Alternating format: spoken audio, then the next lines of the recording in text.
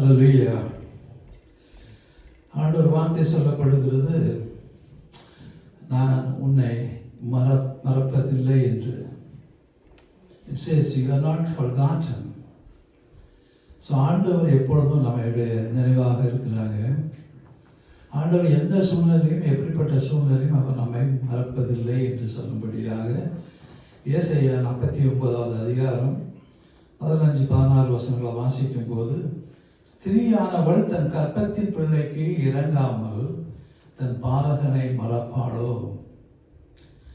அவள் மறந்தாலும் நான் உன்னை மறப்பதில்லை என்று சொல்லப்படுகிறது. ஒரு ஸ்திரீ தன்னுடைய பிள்ளைக்கு பால் கொடுக்காம இருப்பதற்கு மறக்க மாட்டாங்க. ஒரு வேளை போய் மறந்தால் கூட நான் உன்னை மறப்பதில்லை என்று ஆண்டவர் சொல்கிறார். எதனால்னா, இதோ என் உள்ளங்கைகளில் உன்னை வரைந்திருக்கிறேன், உன் மதில்கள் எப்போதும் என் முன் இருக்கிறது என்று சொல்லப்படுகிறது. அப்போ ஆண்டவர் நம்முடைய ஒவ்வொருவரையும் அவர் உள்ளங்கையில் வரைந்திருக்கிறார் என்று சொல்லப்படுகிறது. அப்போ எப்பவும் அவருக்கு முன்பாக நம்ம இருக்கிறோம்.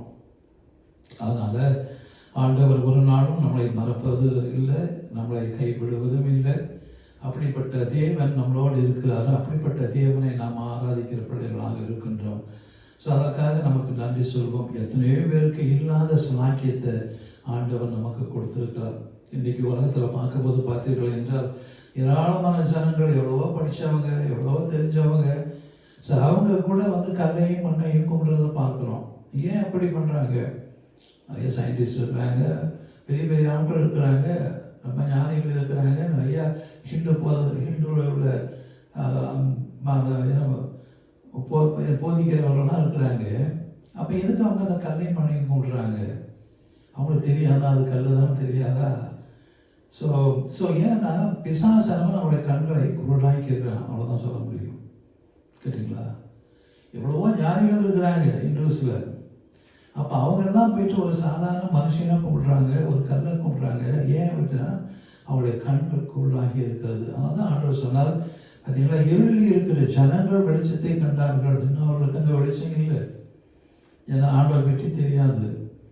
அதனால தான் பார்த்தீங்கன்னா அவர்கள் அப்படியாக செய்கிறது பிள்ளைகளாக இருக்கிறாங்க. ஆனால் இங்கே பார்க்கும்போது இஸ்ரவேல் ஜனங்கள் ஆண்டவரை அறிந்தவர்கள், தெரிந்தவர்கள். ஆபிரகாமின் தேவன், ஈசாக்கின் தேவன், யாக்கோபின் தேவன் என்று அவர்கள் ஆராதித்த தேவனை மறந்துவிட்டு ஆண்டவருக்கு விரோதமான பாவமான காரியத்தை செய்தார்கள் என்று பார்க்கின்றோம். ஸோ இவங்க இன்றைக்கும் அறியாத ஜனங்கள் அப்படியாக இருக்கிறாங்க. இன்று அறிந்த ஜனங்கள் கூட அப்படியாக இருக்கிறதை பார்க்கின்றோம். 400 வருஷம் எகிப்தில் இருந்தாங்க. அந்த 4 வருஷமாக ஆண்டவரை மறந்துட்டாங்க. ஸோ ஆண்டவர் மறந்துட்டு அங்கே உள்ள பழக்க வழக்கங்கள் படி அங்கே உள்ள விக்கிரகங்களை கொண்டு அவங்க ஆராதிக்க செய்தாங்க. அந்த விக்கிரகங்களுக்கு அவர்கள் பயந்தார்கள் என்று சொல்லப்படுகிறது. 42வது அதிகாரம் 21வது வசனத்தில் வாசிக்கும் போது, யாக்கோபே, இஸ்ரவேலே, இவைகளை நினை, நீ என் தாசன், நான் உன்னை உருவாக்கினேன். நீ என் தாசன் இஸ்ரவேலே, நீ என்னால் மறக்கப்படுவதில்லை. ஆண்டவர் அவ்வளோ தூரத்துக்கு சொல்றாரு, நீ தான் என் தேசன், நான் எனக்காக தெரிந்து கொண்டேன், ஆனால் நான் எப்படி உன்னை மறப்பேன்? நான் மறக்க மாட்டேன் அப்படின்னு சொல்லுகிற தேவனை பார்க்கிறோம். ஆனால் இஸ்ரவேல் ஜனங்கள் தேவனுக்கு விரோதமாக செய்த பாவங்கள் அவ்வளவு பெரிதாக இருந்தது என்று பார்க்கிறோம். ஆண்டவர்களுக்கு என்ன செய்தார்?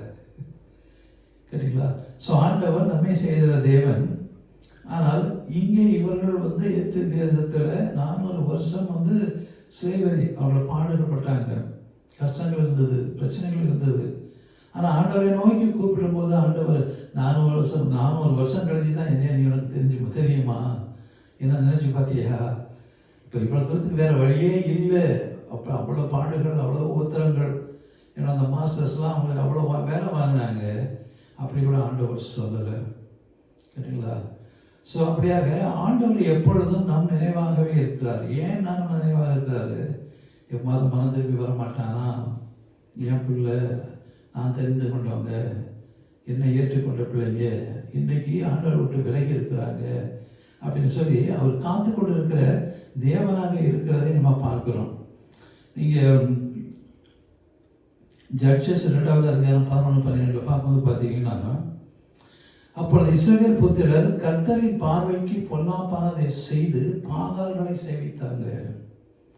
தங்கள் பிதாக்களை எகிப்து தேசத்திலிருந்து புறப்பட பண்ணின அவர்களுடைய தேவனாகிய கர்த்தரை விட்டு தங்களை சுற்றிலும் இருக்கிற ஜனங்களுடைய தேவர்களாகிய அந்நிய தேவர்களை பின்பற்றி அவர்களை பணிந்து கொண்டு கர்த்தருக்கு கோபம் மூட்டினார்கள். ஆண்டவர் அவங்க எகிப்து தேசத்திலிருந்து கொண்டு வந்துட்டாங்க, வனாந்தரத்தில் எல்லாம் வந்துட்டாங்க, கானான் தேசத்துக்கு வந்தாச்சு.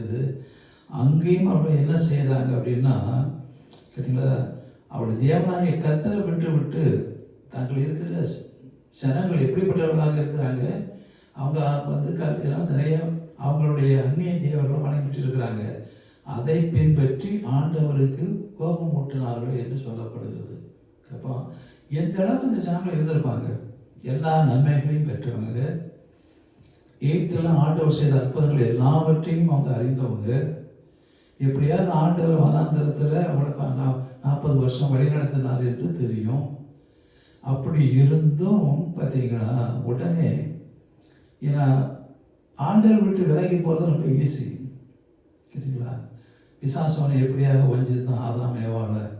அப்படிதான் அந்த ஜனங்கள் அந்நிய தேவர்களை பின்பற்றுறதுக்கு என்ன இருக்குது, அவங்க அந்த அந்நிய தேவர்கள் இவங்களுக்கு என்ன செய்தாங்க.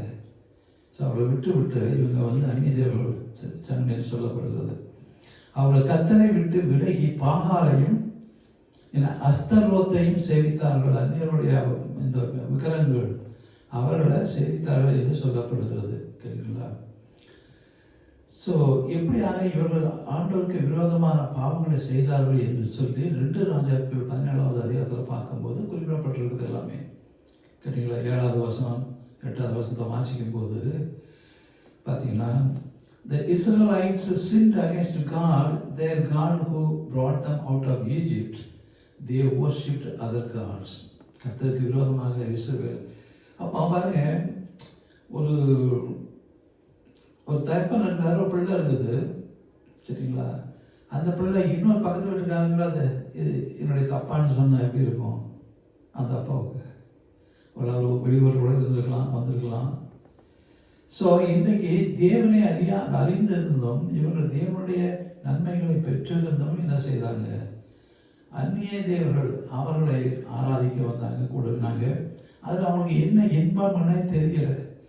ஏன்னா ஏதாவது ஒன்று கிடைக்கும்னா பரவாயில்ல, அந்த விக்கிரகங்கள்லாம் நம்ம சார்ந்து இருக்குது, நம்ம பார்த்திங்கன்னா அந்த விக்கிரகத்தை சார்ந்து இல்லை. ஆனால் அவர்கள் பார்த்திங்கன்னா அந்த விக்கிரகத்தை அவர்கள் தான் படைச்சாங்க, கேட்டிங்களா. ஸோ அந்த விக்கிரகங்கள் அவர்களை சேர்ந்து சார்ந்ததாக இருக்குது. அப்படி இருக்கும்போது பார்த்திங்கன்னா அங்கேருந்து என்ன நன்மைகளை பெற்றாங்க, என்ன செய்தாங்க, ஒன்றுமே புரியாத காரியங்களாக இருக்கிறதை பார்க்கின்றோம். ஏனென்றால் ஜனங்கள் பாவத்திற்கு அடிமையாக இருந்தபடியினாலே அந்த பாவத்தின் சம்பளம் மரணம் என்று சொல்லும்படியாக அவர்கள் கண்கள் குருடாகி இந்த விக்கிரகங்களை அவர்கள் ஆராதித்தார்கள் என்று பார்க்கிறோம். புறஜாதியார் வழிபாடுகளிலும் இஸ்ரவேல் ராஜாக்களின் வழிபாடுகளிலும் நடந்து கொண்டார்கள். ஜனங்கள் மட்டுமில்லை, ராஜாக்கள் தான். ஆண்டவர் பார்த்தீங்கன்னா தெரிந்து கொண்ட ராஜாக்கள் அவர்களும் இப்படிப்பட்ட வழிபாடை பார்த்தார்கள், கண்டார்கள், செய்தார்கள் என்று சொல்லப்படுவதாக இருக்கிறது. செய்யத்தகாத காரியங்களை இஸ்ரவேல் புத்திரர் தங்களின் தேவனாய கர்த்தருக்கு விரோதமாக ரகசியத்தில் செய்ததுமின்றி வெளிப்படையாகவும் செய்தாங்க, ரகசியமாகவும் செய்தாங்க என்று சொல்வதை பார்க்கின்றோம். என்று காவல் காக்கிற கோபுரங்களை தொடங்கி அரணான பட்டங்கள் மட்டுமல்ல, தங்கள் ஊர்கள் எல்லாம் தங்களுக்கு மேடைகளை கட்டினாங்க. அங்கங்கே ஒரு மேடை கட்டிடுறாங்க. நீங்கள் பார்த்தீங்கன்னா நம்ம ஊரில் கூட பார்த்தீங்கன்னா ஏதாவது ஒரு மரம் இருக்குன்னு வச்சுக்கோங்க, அதை என்னத்தையாவது தொங்க விட்டு ஏதாவது ஒரு ஃபோட்டோ வச்சுட்டு போய் ஒரு காணிக்கைப்படியை வச்சுட்டானா அந்த காணிக்கையும் அங்கேயும் போய் தொழுது கொண்டு காணிக்கை போட்டுட்டு போகிற ஜனங்களாக தான் இன்னும் இருக்கிறத நம்ம பார்க்குறோம். ஸோ இதுதான் அந்த நாட்களில் நடந்திருக்குது. செய்யத்தகாத காரியங்களை இஸ்ரவேல் புத்திரர் தங்கள் தேவனாகிய கர்த்தருக்கு விரோதமாக ரகசியத்தில் செய்ததும் இன்றி காவல் காக்கிற கோபுரங்களில் என்ன பண்ணாங்க, மேடைகளை கட்டினாங்க. அங்கே பார்த்தீங்கன்னா விக்கிர தோப்புகள், பச்சையான சகல மரத்தின் கீழும் தங்களுக்கு சிலைகளையும் விக்கிர தோப்புகளையும் நிறுத்தி அதை பணிந்து கொண்டார்கள் என்று பார்க்கின்றோம். சரிங்களா? So they built the high places in all their cities. They set them images and groves in every high hill and under every green tree. They burned incense in the high places as the heathens and wrought wicked things to provoke the Lord to anger, for they served idols against God, against His commandment. They rejected His statutes and His covenant that He made with them. So இப்படியாக ஆண்டவர் வைத்திருந்த ஆசீர்வாதங்களை பெற்றுக்கொள்ளாதபடி, அவருடைய கற்பனைகளையும் கட்டளைகளையும் கைக்கொள்ளாதபடி அவர்கள் அந்நிய தேவர்களை வழிபட்டு இவ்வளவாக வீணாக போனார்கள் என்று நம்ம பார்க்கின்றோம். ஸோ ஆனால் அப்படி இருந்த ஜனங்களையும் ஆண்டவர் என்ன நினைச்சாரு, நினச்சி பார்க்குறவராக இருக்கிறாரு. அவர்கள் தள்ளி விடவில்லை, ஆண்டவர் தள்ளி விடலை. எப்படியாவது ஒரு துன்பம் வருது, ஒரு கஷ்டம் வருதுன்னா அவங்க அட்லீஸ்ட் அப்பமாவது உணர்ந்து ஆண்டவர்கிட்ட வர மாட்டாங்களா என்று சொல்லி ஆண்டவர் அந்த காரியத்தை செய்கிறதை பார்க்கின்றோம். ஏசாயா 43:1 சொல்லுது, இப்பொழுதும் யாக்கோபே, உன்னை சிருஷ்டித்தவரும் இஸ்ரவேலே, உன்னை உருவாக்கினருமான கர்த்தர் சொல்வதாவது, பயப்படாதே, நான் உன்னை மீட்டுக்கொண்டேன், உன்னை பெயர் சொல்லி அழைத்தேன், நீ என்னுடையவன். அவ்வளவு இது பண்ணுறாரு, உறவு கொள்றாரு. நீ என்னுடையவன், நான் உன்னை சிருஷ்டித்தேன், நான் உன்னை உருவாக்கினேன், நான் உனக்கு எல்லாருமே செய்து கொடுத்தேன் அப்படின்னு சொல்லி நீ என்னுடையவன் என்று உரிமை கொண்டாடுகிற ஒரு காரியத்தை பார்க்குறோம். பார்த்தீங்களா? அப்படின்னா ஒரு தகவலுக்கு நம்ம ஒரு பிள்ளை ஒரு மோசமான பிள்ளையாக இருந்தால் கூட அது என் பையன்னு உரிமையை கொள்றதை பார்க்குறோம். அப்போ எவ்வளவு ஆண்டவர் கர்த்தர் அவர் படைத்த தேவன் பிள்ளைங்களை எவ்வளவாக உரிமை கொள்ளுகிறார் என்பதை நமக்கு பார்க்குறோம். கேட்டீங்களா? ஸோ இது எப்படிப்பட்டதாக இருக்குது பார்த்தீங்கன்னா, உலகத்தில் ஒரு தாய் ஒரு தகப்பன் அந்த பிள்ளைகளும் அவனுடைய உறவு எப்படிப்பட்டதாக இருக்கிறது. ஸோ ஒரு தகப்பன் தன்னை விட்டு பிரிந்து போகிற ஒரு மகனை அவனை என்ன செய்து பாவத்தெல்லாம் செய்து எல்லாவற்றையும் நம்ம திருப்பி வரும்போது எவ்வளவாக அவனை அணைத்துக் கொள்கிறாரு அப்படிங்கிறத பற்றி நம்ம பார்க்குறோம். ப்ராடிகல் சன் சொல்கிறேன், அப்பா போகிறதும் என்னுடைய இப்போ பங்கை கொடுங்க, நான் போகிறேன், பெரிய வேறு தேசத்தில் போயிட்டு நான் காரியங்களை செய்கிறேன்னு சொல்லிட்டு அப்பா விட்டு பிரிந்து போனான். 2 பசங்க நிறைய யங்ஸ்டர்ஸ் நான் பார்த்துருக்குறோம். லூக் சாப்டர் 15 வாசிக்கிறோம். அவரும் பையன் கேட்குறான், சரின்னு சொல்லி கொடுத்துட்டாரு. ஸோ அப்போலாம் அங்கே வந்து பாவமான வாழ்க்கை, அது எவ்வளோ நாளைக்கு அந்த அதிகமாக வச்சு காசு இதாகும், எல்லாம் முடிந்தது. திருப்பி இது வேறு தர்வாச ஃபேமின் பஞ்சம் ஏற்பட்டது. கடைசியில் ஒரு போய் சேர்ந்து நம்ம பண்ணிக்கு தீவிரம் கொடுக்குற அந்த வேலை அவன் சொல்கிறான், அது கூட எனக்கு சாப்பிட்றதுக்கு முடியாது, கொடுக்கறதில்ல. அப்படிப்பட்ட ஒரு சூழ்நிலை வருகிறது. அப்படிப்பட்ட ஒரு சூழ்நிலை வரும்போது அவன் ஏன் ஆண்டவரே எனக்கு இப்படி ஒரு சூழ்நிலை அப்படின்னு அவன் கேட்கல. எத்தனை பேரோ இப்படி இல்லாமல் இருக்கிறாங்க, அவன் எனக்கு ஏன் இந்த சூழ்நிலை அப்படின்னு அவன் கேட்கல. அவன் தவற உணர்ந்தான். தன் தகப்பனை இவ்வளவாக நேசித்தார், தகப்பனை எவ்வளவாக இன்னும் வச்சிருந்தார். ஸோ அப்படிப்பட்ட தகப்பனை விட்டு பிரிந்து போய் பாவமான வழியில் இருந்து எல்லா சொத்து எல்லா காரியத்தையும் இழந்து விட்டு இன்றைக்கி சாப்பிட கூட ஒன்றையும் இல்லாமல் பண்ணிக்கு போடுகிற அந்த தீவனம் கூட அவனுக்கு கிடைக்காம இருக்கும்போது தான் அவன் அந்த உணர்வுகிறவனாக இருக்கின்றான். ஆனால் இந்த தகப்பனாக அந்த பையன் போனதுக்கப்புறம் அவன் எவ்வளவாக என் பையன் எங்கே இருக்கிறானோ என்ன பண்ணுறானோ எப்படியெல்லாம் சொல்லிட்டு அவரை எப்படியாக இருந்திருப்பார். அன்றைக்கு நேரத்தில் நம்ம இதை சொல்லுவாங்க, இந்த அம்மா வந்து ரொம்ப சிக்காயிட்டாங்க, ஏன்னா அவன் பையன்னு நினச்சி எங்கேயோ போயிட்டான், எங்கே போனாலும் தெரியாது, என்னாச்சுன்னு தெரியாது அப்படின்னு நம்ம கேள்விப்படுறோம். சில சமயத்தில் தகப்பனார் கூட கேட்கும்போது ஏன் இப்படி ஆகிட்டாருன்னா அந்த பையனை நினச்சி. ஸோ இப்படி நம்ம மற்றவர்களாக நினச்சி இவங்க இருக்காங்க பார்த்தீங்களா. ஸோ அப்படி இருக்கிற காலத்தில் பார்த்தீங்கன்னா அவன் என்ன பண்ணுறான், உணர்றான். என் தகப்பன் வீட்டில் எத்தனை பேர் நல்லா சாப்பிட்டுக்கிட்டு வேலைக்காரன் இருக்கிறான், அட்லீஸ்ட் அங்கே போகலாம். ஆனால் நான் தகப்பன்கிட்ட சொல்ல போகிறேன், நான் உங்கள் மகன் இல்லை, ஒரு வேலைக்காரனா என்ன எடுத்துக்கொள்ளுங்கள் என்று சொல்கிறத பார்க்குறோம். So the repentance is gone to that level that he is submitting himself, even though he is going to the father, he is telling him, I am not your son. Your son is already dead. So at least take me as a servant. அந்த அளவுக்கு அவன் மறந்துடுவதாக இருந்தான்.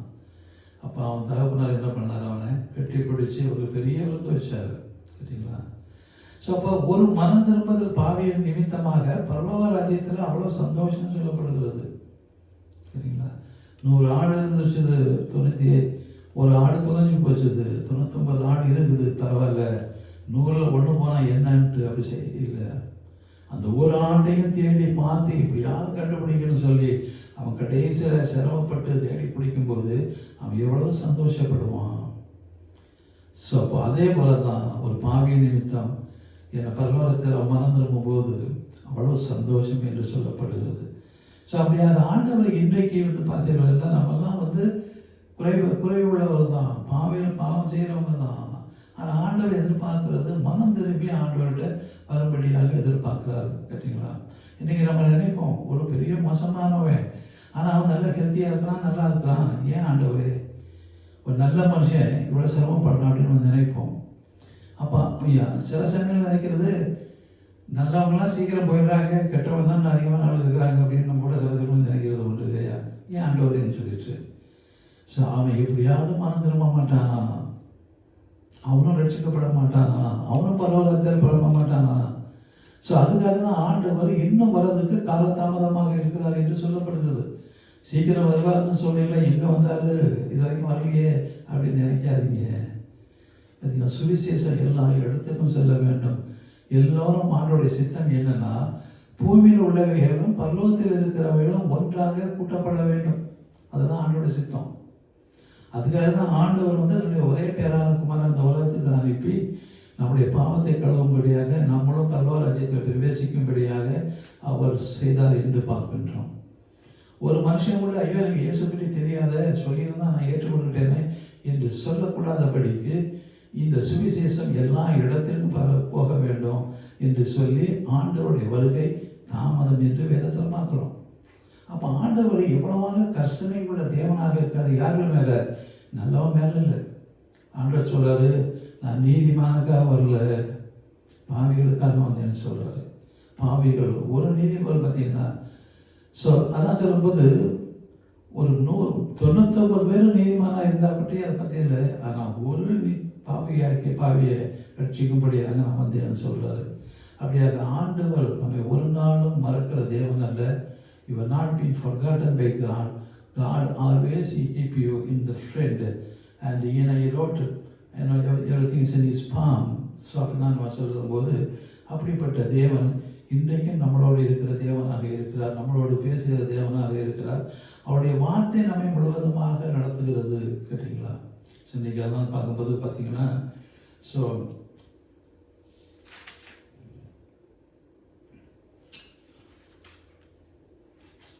Exodus 3:7 நீங்கள் வாசிக்கும் போது பார்த்தீங்கன்னா, அப்பொழுது கர்த்தர் எகிப்தில் இருக்கிற என் ஜனத்தின் உபத்திரவத்தை நான் பார்த்து ஆலோட்டிகளின் நிமித்தம் அவர்கள் இடுகிற கூக்குரலை கேட்டேன், அவர்கள் படுகிற வேதனைகளையும் அறிந்திருக்கின்றன. 4000 வருஷத்துக்கு அப்புறம் அப்போ தான் பார்க்குற மோசையை கூட்டு பார்த்தீங்களா அவர் அனுப்புகிறாரு.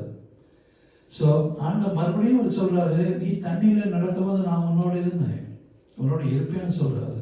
நீ ஆறுகளை கடக்கும் போதும் அது உண்மையை புரளாது, நீ அக்கினியில் நடக்கும்போதும் அது நீ வேகாது இருப்பாய், ஜுவாலை உன்னை பற்றிக்கூடாதுன்னு ஆண்டவர் சொல்கிறாரு. அப்போ ஆண்டவர் எவ்வளோ பெரிய தேவன் பார்த்தீங்கன்னா, எல்லா சூழ்நிலையும் எந்த இடத்திலும் தேவன் நம்மோடு இருக்கிற தேவனாக இருக்கிறார். அதை நம்ம பார்க்குறோம். நம்முடைய வார்த்தை மெய்யான வார்த்தை. சாத்ராக் மேஷாக் ஆபேத்நேகோ 3 பேரையும் எங்கே போட்டாங்க? அக்னியில் கொலையில் போட்டாங்க, சூழியில் போட்டாங்க. என்ன ஆச்சுது? அவங்கள பற்றி கொண்டதான். அவங்க மேலே ஒரு ஸ்மெல் கூட இல்லை, அந்த ஜுவாலை ஒரு ஸ்மெல் கூட இல்லாத அடிக்கு ஆண்டவர் அங்கே இருந்தார் என்று பார்க்குறோம். ஸோ வேதத்தில் எழுதின வார்த்தைகள் எல்லாமே சத்திய வார்த்தைகள். ஸோ அதை நம்ம கை கொள்ளும் போது நம்ம ஆண்டவர் வழியிலே நடக்கிற பிள்ளைகளாக இருப்போம் என்று பார்க்கின்றோம். ஸோ ஆண்டவர் சொல்றாரு, for I am the Lord your God, the Holy One of Israel, your Savior. So since you were precious in my sight. சரிங்களா? ஆண்டோடைய பார்வையில் நம்ம ஒரு என்ன பார்த்தீங்கன்னா, நம்ம விலையேறப்பட்ட ஒரு இதில் இருக்கிறோம். So you have been honoured and I have loved you, therefore I will give men for you. சரிங்களா? நீ இவ்வளோ இருக்கிற அந்த பாவிகளையும் ஆண்டவர் சொல்கிறேன், இவ்வளோவா நேசிக்கிறேன், நீ என்னுடைய பார்வையில் நீ விசேஷத்தை உள்ளமே அப்படின்னு சொல்லி ஆண்டவர் அங்கே சொல்கிற ஒரு காரியத்தை பார்க்கலாம். அதனால் ஃபியர் நாட், ஃபார் ஐ ஆம் with you, so you are not forgotten.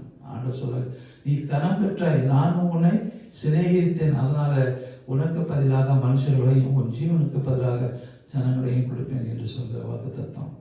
அப்போ ஆண்டவர் இந்த ஜனங்களோட எவ்வளோ மல்லு கட்டுற மாதிரி இருக்கு கேட்டிங்களா? ஆண்டவர் நினச்சா ஒரே நேரத்தில் எல்லாம் அவ்வளோதான் முடிஞ்சு போச்சுது. ஆனால் அந்த ஜனங்கள் அப்படி இல்லை. அப்போ ஆண்டவர் சொல்கிற இந்த உலகத்தை நம்ம பார்த்திங்கன்னா அழிப்பதற்கு இல்லை. அதாவது he came to save the people, not to cotton the people. அந்த மாதிரி ஆண்டவர் பொறுமை உள்ள தேவனாக இருக்கிறார். எவ்வளோ பொறுமை அப்படின்னு பார்க்கும்போது பார்த்தீங்கன்னா, எப்படியாவது பார்த்தீங்கன்னா அவர் பொறுமைக்கு அளவே கிடையாது.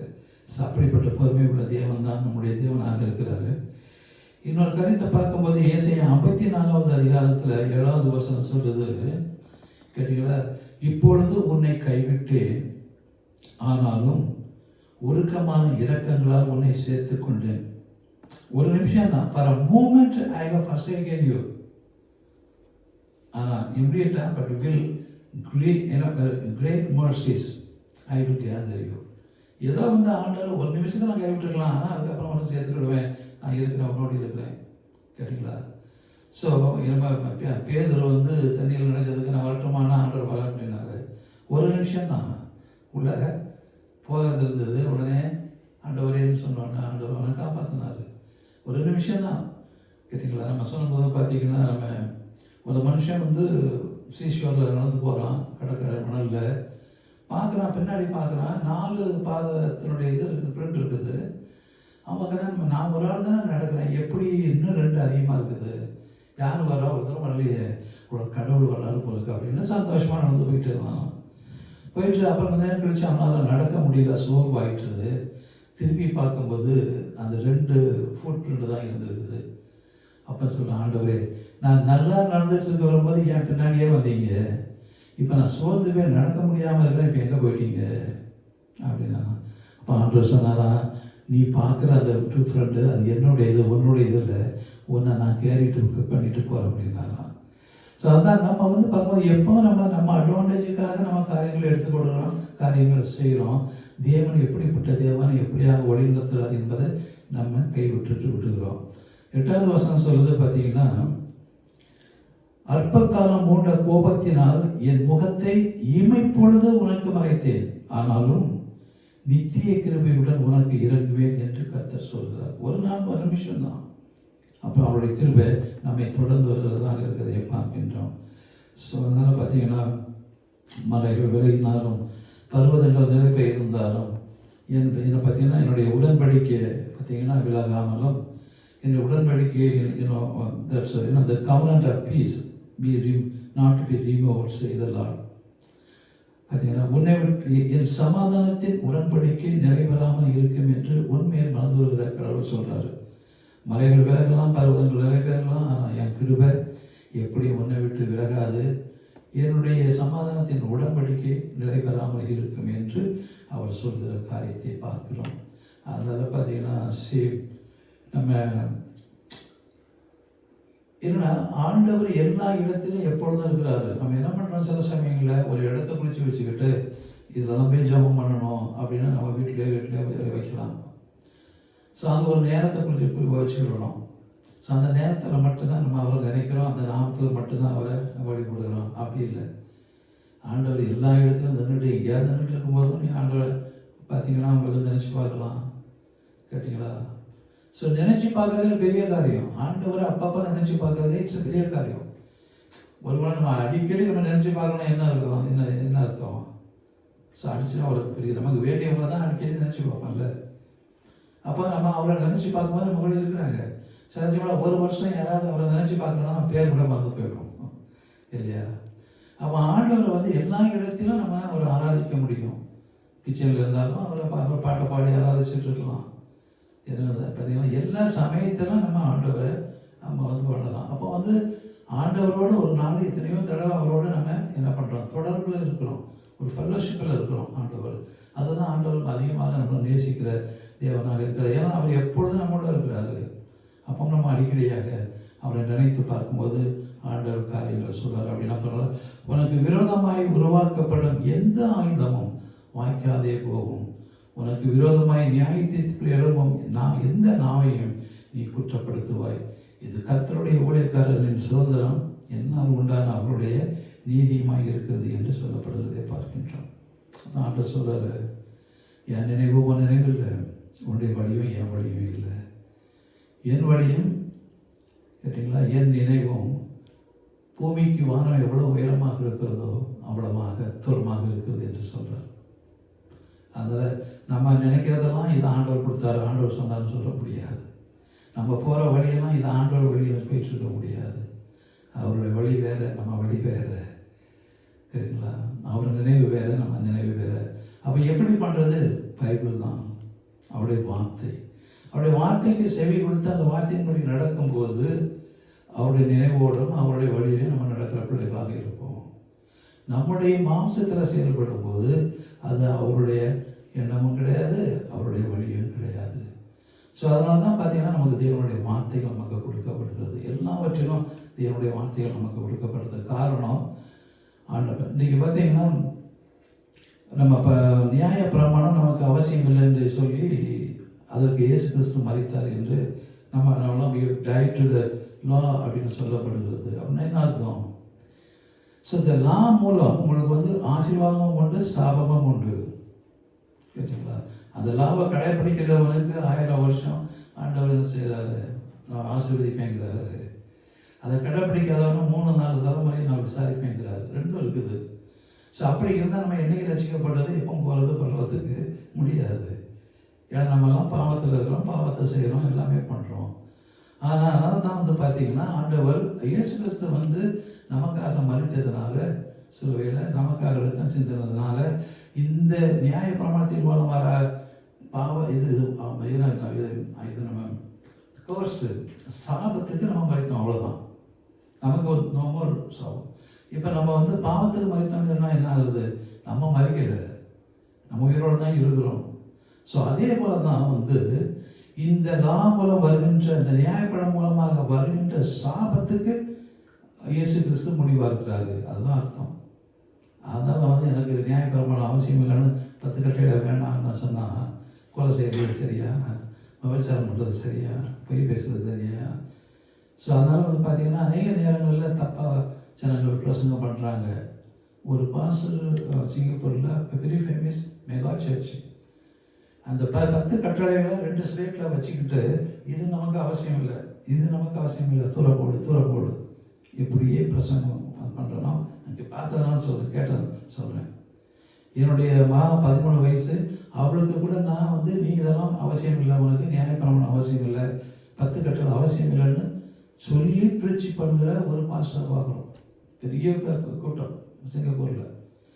ஸோ அவரை கூப்பிட்டு மற்றவங்களாம் ப்ரீச் பண்ணணும்னு சொல்கிறாங்க. காஸ்பிள்னா ப்ராஸ்பரிட்டி காஸ்பிள் கொடுக்குறாரு. ஸோ அவங்க பாருங்கள் எந்த அளவுக்கு ஜனங்கள் போய் ஆண்டோடைய வார்த்தை 10 கட்டளை எங்கேருந்து வந்தது? ஆண்டோட்டிருந்து தானே வந்தது. அது ஆண்டோடைய காரியம் தானே. ஸோ அந்த 10 கட்டளைகள் நம்ம பிள்ளைகளுக்கு தெரியலன்னா எது நல்லது எது கட்டளை எப்படி தெரியும்? இல்லையா? எதை செய்யணும் எதை செய்யக்கூடாதுன்னு எப்படி தெரியும் அதுங்களுக்கு? ஸோ அப்படியாக ஆண்டவர் நமக்கு வேதத்தை கொடுக்குறாங்க. அப்படியாக நம்ம தேவன் நல்ல தேவன், அதுக்காக நம்ம நன்றி சொல்லுவோம், ஜெபம் பண்ணுவோம். கர்த்தாவே ஆண்டவரே, இந்த நாளிலும் அப்பா நீர் கிருபையாக இருந்து எங்களை ஆசீர்வதிப்பதற்காக நன்றி சொல்லி, இந்த இடத்திலும் அப்பா அது பெருமை எங்களை அப்பா நடத்துவதற்காக